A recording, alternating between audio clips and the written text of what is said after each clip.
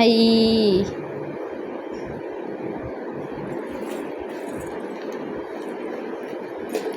இந்த காலை எடு வெளியே, இந்த காலை இப்போ எந்திரி.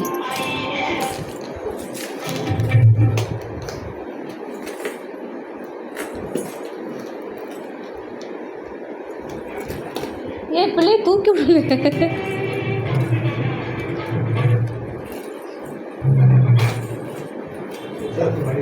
இந்த ஸ்டால வரு. இது என்னது ஒட்டிக்கிச்சு இவ்வளோ பாவ ட்ரெஸ்ஸில்? ஐயோ அப்பா, நான் வேறு உட்கார வச்சுக்கிட்டேன். ரோசி